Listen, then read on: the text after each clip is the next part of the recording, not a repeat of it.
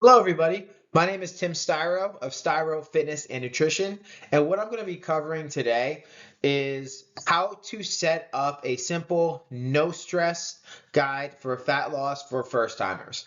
So, if you've stumbled on this video, maybe you are looking to start some kind of fat loss transformation as we head into the summer months, or you're looking just to change up your health and your fitness and your nutrition habits so that you could live a healthier lifestyle.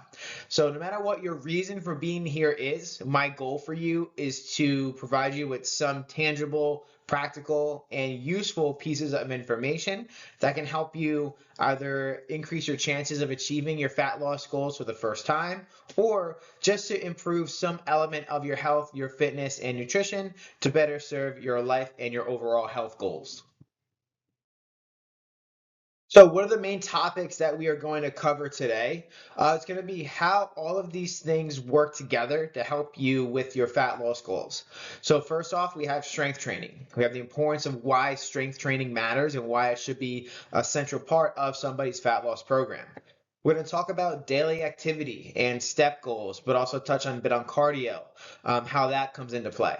We're going to look at the ideal amount of calories that you should shoot to have, the balance of protein, carbs, fats, and fiber, what really matters and what's important, and what can you actually or should actually be focusing on to make sure you're doing the most important things that are going to help you the most.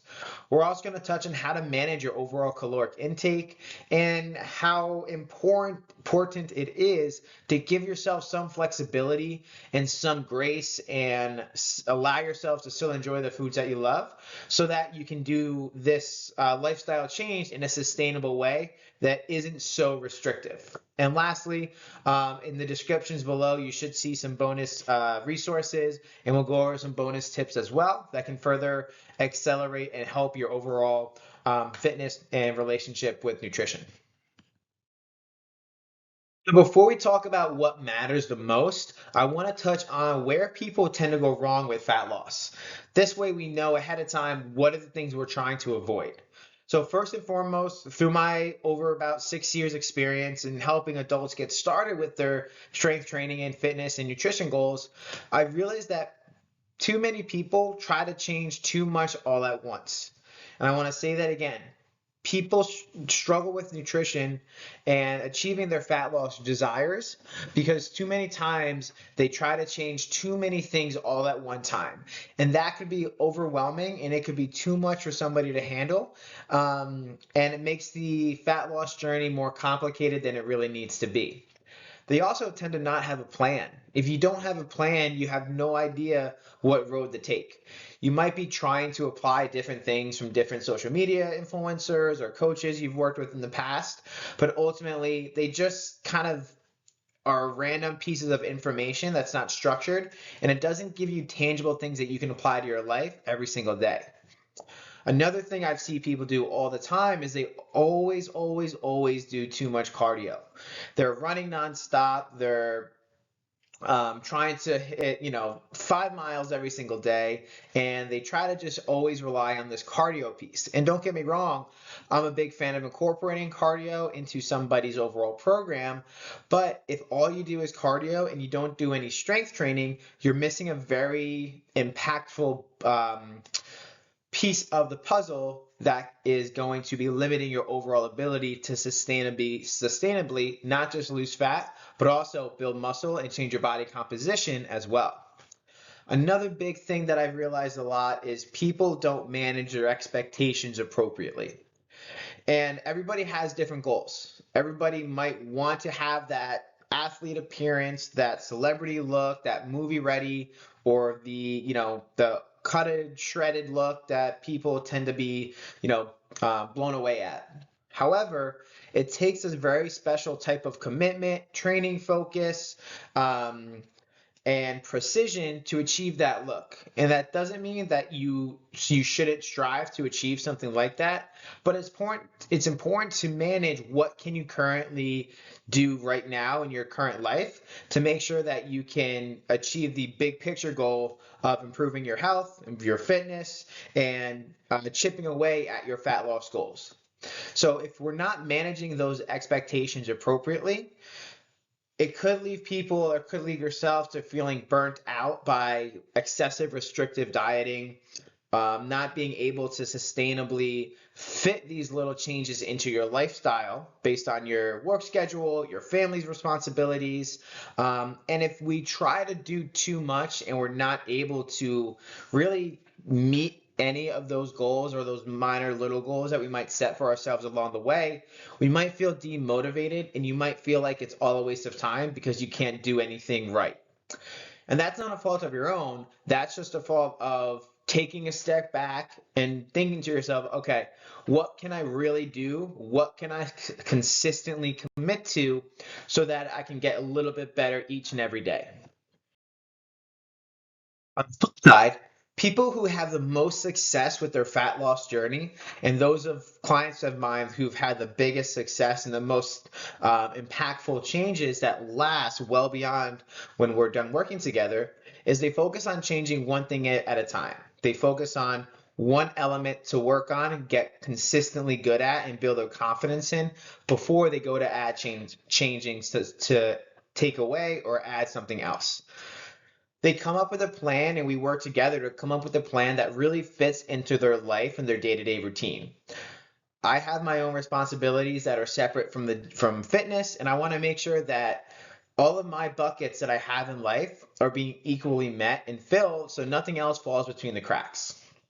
So when it comes to building a fat loss plan for you, make sure you're taking a look at it and you're figuring out, okay, how can this approach fit my lifestyle? Am I going to be able to do this without hurting the other responsibilities and the other people's that rely on me within the day-to-day life that you lead?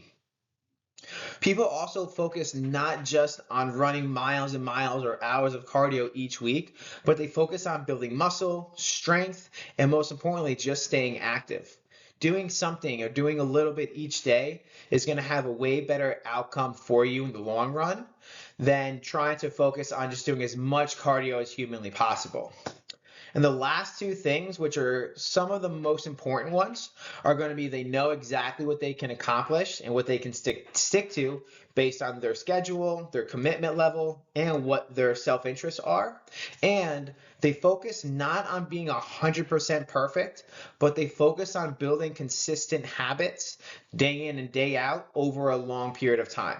That's what's going to help people get the most sustainable fat loss that lasts a lifetime and doesn't leave you cycling into this pattern of diet and buckle down for 4 to 12 weeks and then forget about it and then have to do it all over again. My goal for the people that I work with and for people that stumble on these type of videos is to make it so that you know how to build healthy, sustainable fitness and nutrition into your day-to-day routine so it becomes a part of your lifestyle and it isn't something you have to keep cycling back to when you feel like you've fallen off the wagon. We touched on how some people have a hard time managing their expectations. And one of the ways that we can talk or start to talk about expectations is going to be with our goal setting. So when it comes to goal setting, a couple of things that we want to just think about are, what really motivates you? What is it that gives you some kind of fire under your butt? What is it that gets you out to tackle the day? I don't know, maybe that's for financial motivations. Maybe that is aesthetic. Maybe that is health. Maybe you got a diagnosis that you're trying to overcome so you could spend more time with your family as they're getting older. So those are the things that we want to think about to think, okay, what are the goals that I can start to set for myself? What desires do you have? What are you trying to accomplish? What is it that you are tangibly setting for yourself that you can do that if it were to be accomplished, it would drastically improve your health? It might also drastically improve your life. As an example, if someone has been diagnosed with, let's say, high blood pressure or diabetes, that's a pretty scary diagnosis. So it's important to remember, okay, what are the desires that you might have? Maybe the desire is to being off of medication. What is going to be motivating you to stay dedicated and stay consistent and stay disciplined throughout this process? And that might be being motivated so that you can see your kids grow up, your grandkids grow up, and be able to kind of live a healthy life that people can look up to. So we've heard that you may or may not have heard the term these SMART goals. I like to refer to these because it's easy to remember, but it does have a big influence here. So SMART goals are specific, measurable, achievable, relevant, and time-based goals. Long story short, when it comes to setting goals, ask that when you have a goal in mind, ask yourself does it fit these SMART goal characteristics? Is it something specific? Is it something like I want to lose 10 pounds within 16 weeks? Can you measure that in the form of weight loss and fat loss? Yes, you can. Can you do it within a 12 to 16 week period? I would say 10 pounds is very achievable. However, if we were to say I want to drop 20 pounds in 4 weeks, that might be a little more of a challenge. Is it relevant? Is it relevant to what you were trying to accomplish? So back to those diabetes examples or the high blood pressure, is it relevant to that in the terms of fat loss and weight loss? I would say 100%. People who are at healthy body weights are a little bit more, able to manage their body fat and body weight, tend to have better overall health. So those of you that might be thinking about how certain goals can help with other areas, it's one thing to remember this relevant piece. And the time-based component, is it going to be realistic, but is it also going to be something that's going to give you some sense of urgency and prioritization to increase your motivation? If we say that we want to drop 10 pounds by whenever, there's no urgency, there's really no big push. But as one of my clients experienced, that he had a wedding coming up and he was like, I need to drop 40 pounds so I can look and feel my best. So with something like that, that's going to be a really great motivator, and it's a time-based motivator that will allow you to create that self-urgency and really prioritize your decision making in the process of achieving whatever your goals are.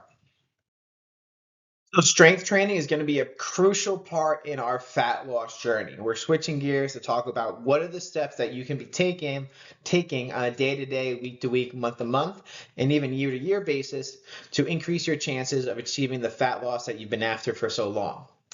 When we're talking about strength training, we're talking about building muscle, we're talking about getting stronger within our bodies. That's going to be a great way to have better metabolism, a healthier metabolism.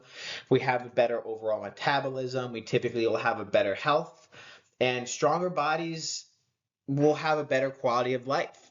Day-to-day tasks become easier. We have possibly more range of motion, flexibility, because we're taking our bodies through a full ranges of motion when we are strength training.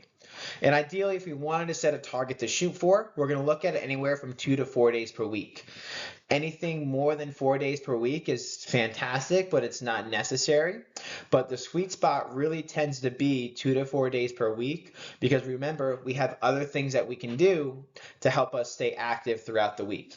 And if you look in the description below, you'll see a link to a free week's worth of workouts that you can certainly download and keep handy if you ever want to. I mentioned we're going to touch on cardio a little bit, and cardio is fantastic, don't get me wrong, but it's not the only way to lose weight. Cardio is great for your health, it's great for your blood, it's great for your heart rate, it's great for a lot of other benefits, things that go on internally within our body systems that are going to help you live a higher quality of life and with an overall better cardiovascular health.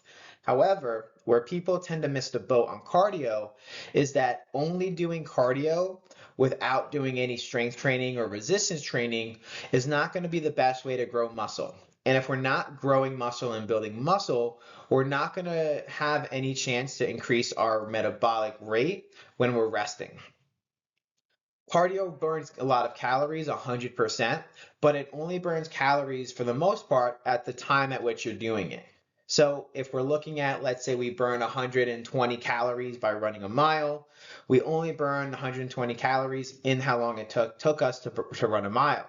But muscle is active, meaning it's always working and it's always burning calories. So if we have more muscle, our muscle is using more calories throughout the course of a day than just the workout that we do. And that's the key point here. So When it comes to cardio versus strength training, both are very effective, but for best results, you typically want to have a mix of both in your program or in whatever you're doing for yourself. So, for example, if you are lifting weights Monday, Wednesday, and Saturday, Tuesday, Thursday, Friday might be a great day for you to maybe do some cardio, either some interval runs, some low impact steady state walking, or go for a jog or something like that. But at least this way you're getting both sides of the cardio and the strength training. Overall, we're talking about how to burn body fat. When we're trying to burn body fat and inherently lose weight, we want to make sure we're kind of keeping our activity up on a day-to-day basis. So increasing your activity, I've seen it be where you can increase your overall calorie burning by 100 calories each day, if not more. So this can be a combination of many things: strength training, daily steps, cardio, targeted cardio exercise, and a lot of other stuff in between. A really easy goal to start with here is to try to aim for something every day. We can increase your steps. So some people like to have that target of 10,000 steps per day, which is great. But for some of you, that might be a little more unrealistic given your day to day and maybe your work schedule. So maybe we want to shoot to just do a little bit more than you're currently doing. Let's say you're doing 5,000 steps per day. Let's try to bump that up to 6,000 and then eventually 8,000. And who knows, you might be closer to 10,000 than you realize. We can also go for maybe 5 to 10 minute walks a few times per day. Take some meetings on the phone, stand while you're working, get a walking pad and work while you're walking, those types of things. If you have a pet or an animal, play with them for a little bit longer or take them for an extra walk or a few extra minutes each time you take them outside. Take the stairs or park farther away from the store when you're in the parking lots. Those are some pretty simple things that you can do no matter what that can really help increase your daily activity levels. All right, so the next piece of the puzzle when we're talking about fat loss is going to be nutrition. And in my opinion, the biggest lever you can pull and the biggest thing you can adjust that's going to have the biggest impact on your fat loss goals is going to be the food that you're eating. You may have heard it before, but it's nearly impossible or it's very difficult to out-train a bad diet. So when we're focusing on nutrition, what we're going to really focus on here is keeping it simple. We want to focus on whole foods, appropriate portions, and we want to focus on us staying consistent, not necessarily trying to be perfect every time we eat. So these are going to be the things we're going to touch on, and we're going to go through a little bit more, things that you can actually do to help you increase your chances of hitting these marks every single time, or throughout the course of the week. So when it comes to fat loss, the biggest thing we always have to look at is our calories in and our calories out. So calories in is going to be the food that we are consuming, and calories out is going to be the amount of calories that we're burning on a day-to-day basis. So calories in simple forms is just a unit of energy. So when we're talking about calories, we're talking about the energy that we're eating that's coming from food after we've broken it down.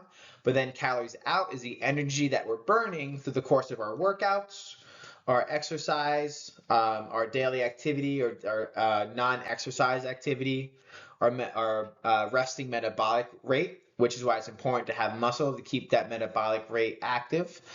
And we also have what's called the thermic effect of food, which is something where in order to digest certain foods, we have to burn some calories.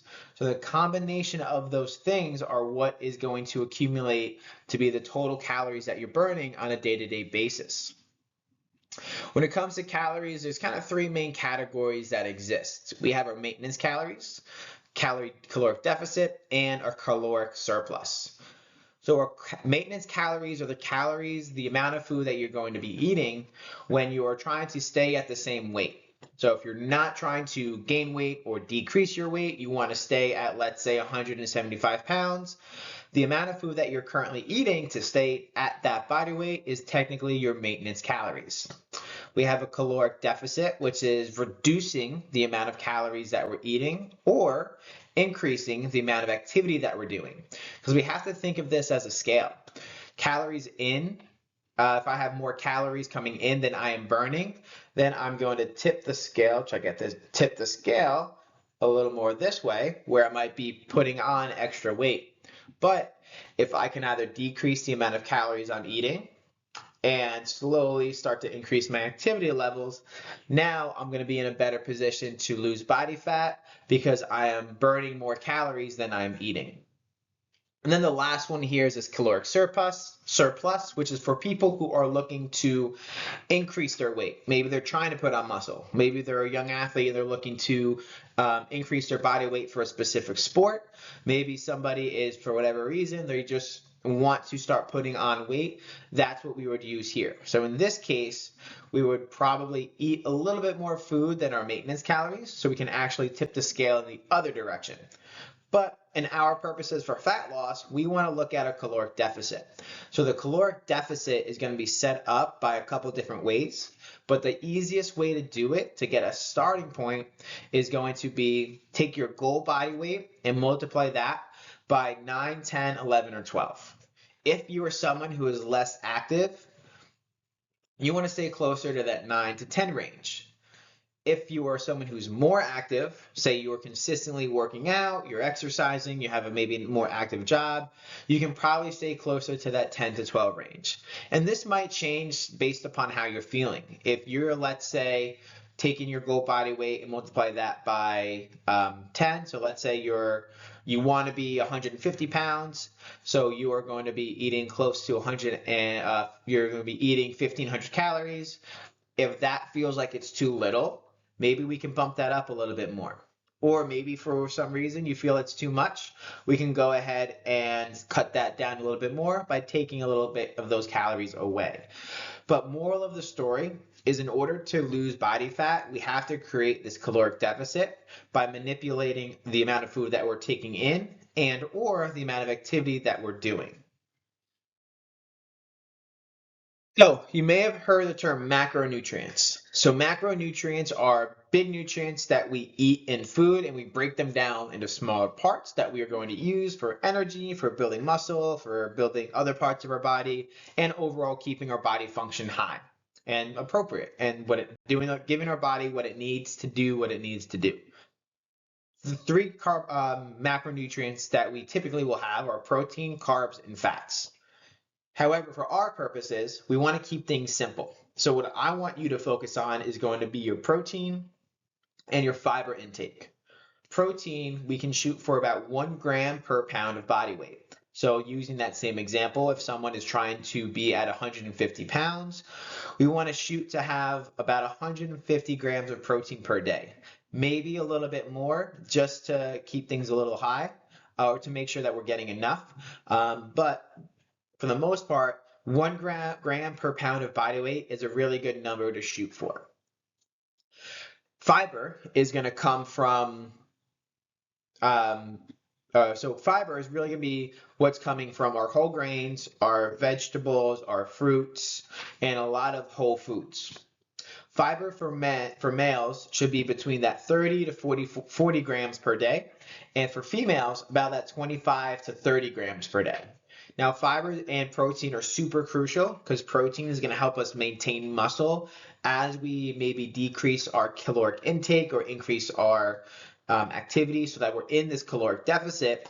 And fiber is going to help us feel really full after those meals. Fiber is very slow to digest. It takes a long time to get broken down, and it helps to fill our stomach up with a lot of volume, which can help us feeling full in between meals.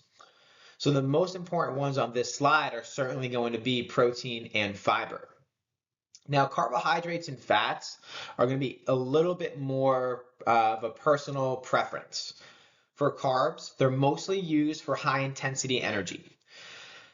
So if you're someone who's exercising a lot, is training very hard, is training very intensely, and just does a lot throughout the day, you might want to have a little bit more carbohydrates than someone who casually works out, a few times here and there. Fats are going to be the remaining amount. So carbs again are coming from whole grain foods, going to be coming from fruits, some vegetables. Some classic examples are things like rice, potatoes, breads, some kinds of pasta, um, and these are going to be kind of the main sources of carbohydrates. Fats, on the other hand, are going to come from things like nuts, avocado, whole eggs. Also going to be in things like fish and certain cuts of steak. So that's going to be where we're going to get those two things. But again, we want to keep this simple. So for you on the other end of this, I want you to really be focusing on those protein and fiber as the main things that you want to have. So we're talking about the most important things. Like we said, we need to have the caloric deficit. So take your goal body weight and multiply that by 9 to 12. If you're on the higher end of the activity level, aim for the 10 to 12. If you're on the lower end, maybe aim for 9 to 10. Protein, we're going to want to have 1 gram per pound of body weight. And we're going to get those things from, high lean quality protein sources, chicken, turkey, certain cuts of steak, fish. So there's some protein in eggs, protein shakes, and those types of things. And again, fiber is going to be 25 to 40 grams, depending on male and female. And those are going to be coming from, whole grain sources, fruits, vegetables, and kind of foods that are eaten in their whole amounts. And if you just focus on these three things, you will be in a really good spot for a fat loss without have to worrying about all the other stuff that comes into play when we start talking about portion control and calorie tracking and that kind of stuff. When we're talking about managing our portions, right, we want to make sure we're staying in this caloric deficit range.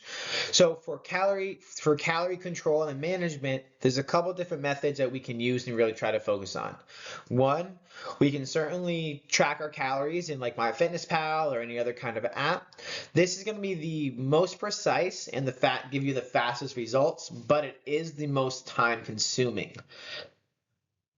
That being said, if you're someone who has had experience with calorie counting before and have used those things and has never had a bad relationship with doing so, it might be a good thing to try if you're looking to get real in tune with the amount of food that you're eating and in the amounts. We can also use our hand portion. So we're going to go over this in a couple slides, but our hand portions are a little bit less precise, but a little bit more practical. We use our hands as a guide and as a measuring tool so we can see roughly how many grams and cups and serving sizes of each food category we have on our plate. Then the last one we have is our plate method. So a plate method is going to be probably the least precise, but it is a good start if you're trying to figure out how much food you should have on your plate. And the last thing, which is always good practice, is to cook more from home.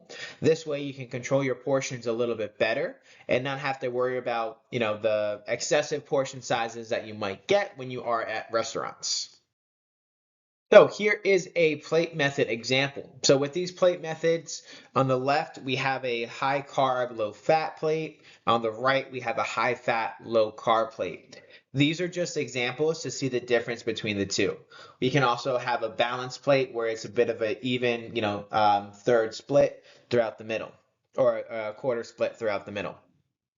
But ultimately, big things that we want to look at here is one, the size of protein in veggies. We've already established the importance of protein and the importance of fiber, and especially with fiber coming from vegetables. We're going to see that those are going to be the two things that are going to take up the most amount of space on your plate. So if you want to think of it in thirds, we can think of about a third of our plate being protein, a third to a half being veggies, and then if we're looking at balancing out our fats and our carbohydrates, which in this examples are termed starches, right, we can balance and flip-flop those. So if you're someone who does do well on a lower fat type of eating style, you can opt for the plate portion method on the left. But if you're someone who is more of a keto style eater, someone who does well with less carbohydrates, then we can go ahead and look at a low carb plate on the right. But ultimately, what we're trying to do is balance out the amount of food on our plate so that it matches something that resembles this. So the other method that we use a lot is this hand portion method. So you see the hand portions there. It looks like this one I'm under is holding me up like a crystal ball. But we have our fist, we have our hand, we have our cupped hand out this way, and then we have our thumbs up. So for our green fist, that's going to be a portion of vegetables. So we want to look at our plate and see if do we have at least one portion of vegetable on that plate, and that's going to give you about 2 to 5 grams of fiber. And we want to really aim for our non-starchy vegetables here. So these are going to be things that are green, that are colorful, broccoli, Brussels sprouts, peppers. What else would be there? But the asparagus, green beans, those types of things. We're looking at about a palm for our protein. And this is going to give you about 20 to 30 grams of protein per palm. If you're someone who does measurements, it'll be about 3 to 4 ounces or 85 to 115 grams of food, depending on your hand portion and the actual food that's there.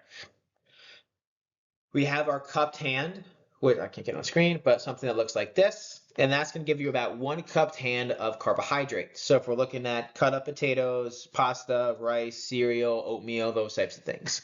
And this is also going to give us about 20 to 30 grams or about 1/2 to 2/3 cup of the cooked carbohydrate source.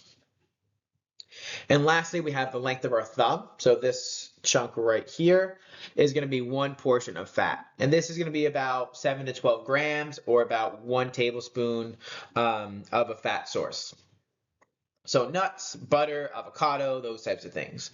Reason why the fat is such a smaller amount is because it's very calorically dense, meaning per gram it has more calories than the other food categories that we just talked about there. So keep this image handy. It's a good way to figure out and get an idea of how many calories you're eating.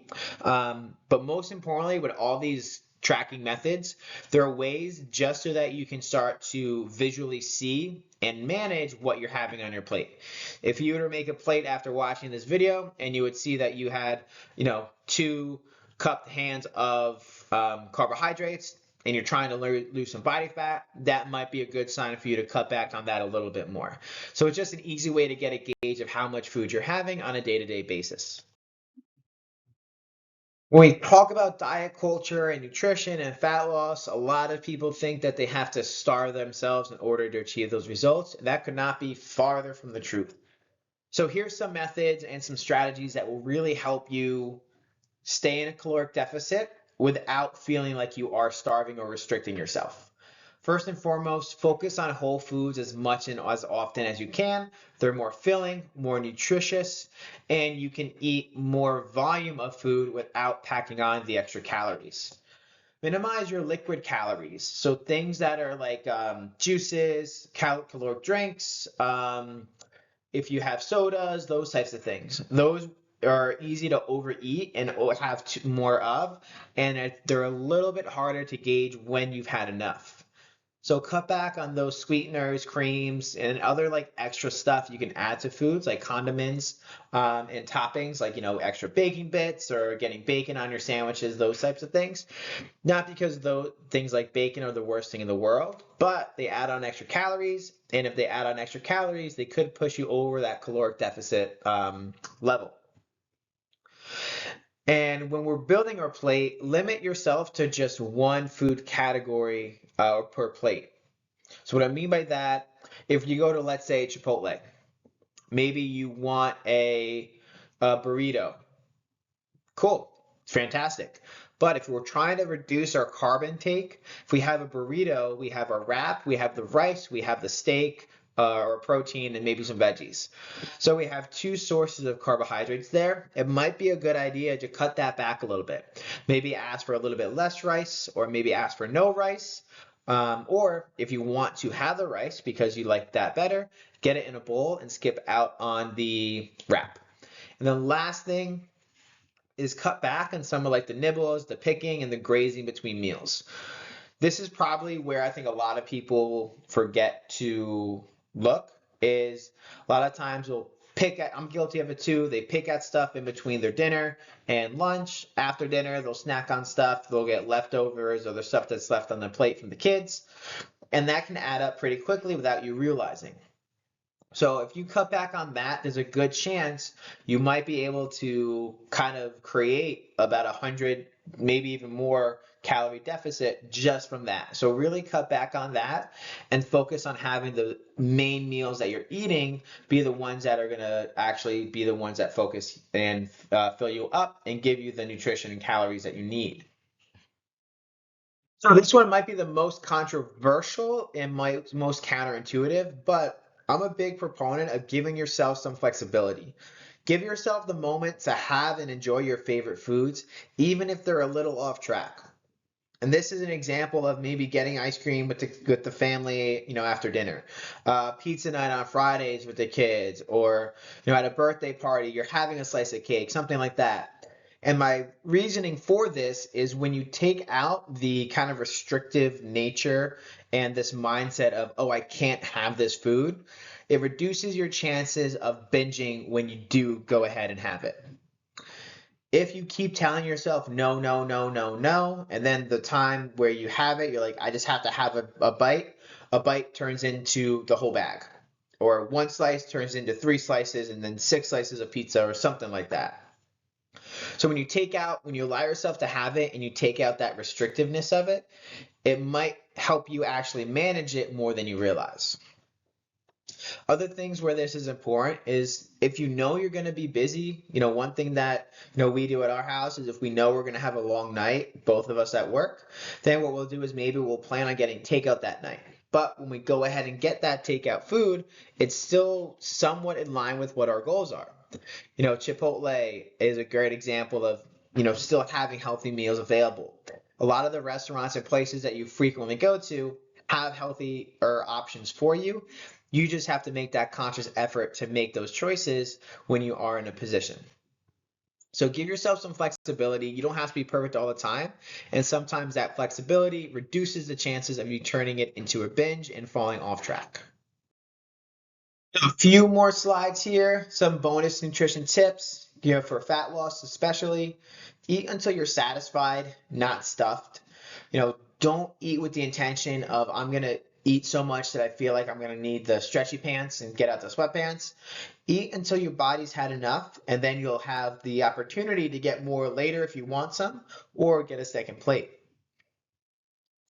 Eat slow. When you eat slow, you have a better ability to actually read and sense those hunger cues.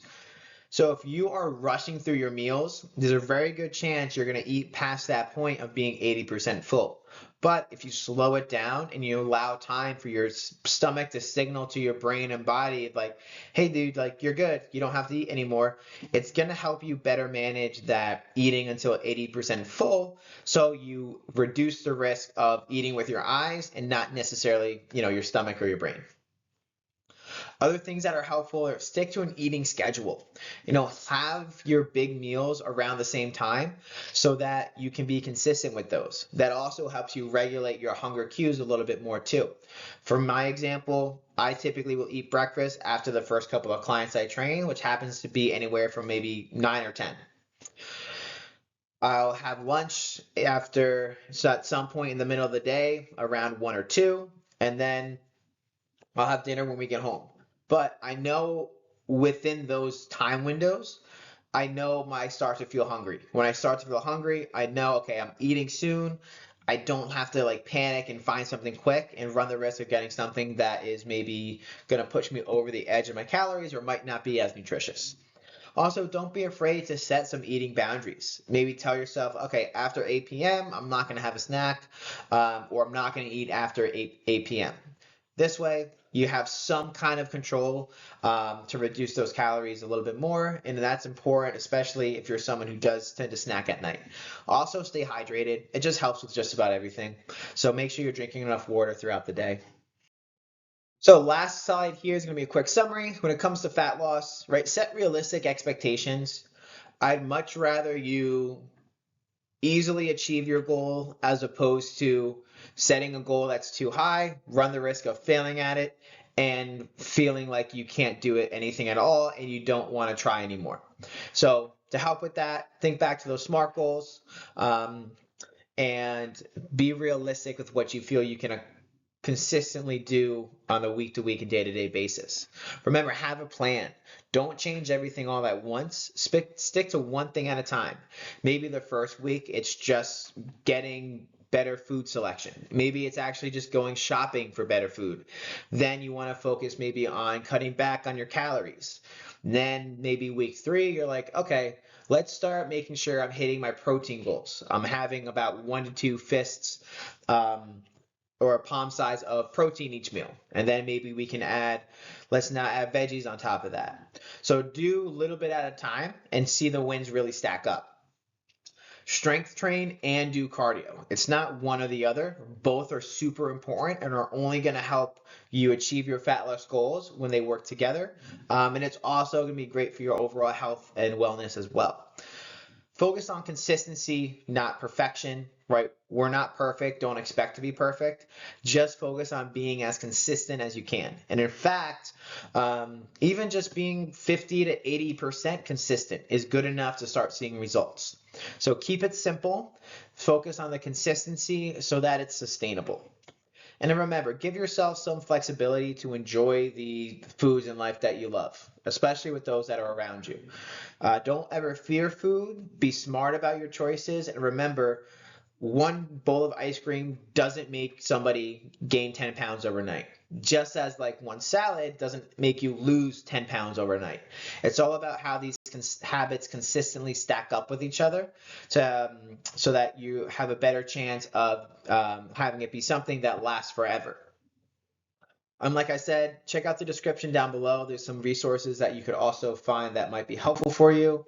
And lastly, if you want more from me, you can check out my website, some of the other videos that are linked around here. Shoot me an email if you have questions about your own specific goals, or if you want to learn more about my in-person and or online coaching programs. So thanks for sticking around, and I'll see you on the next one.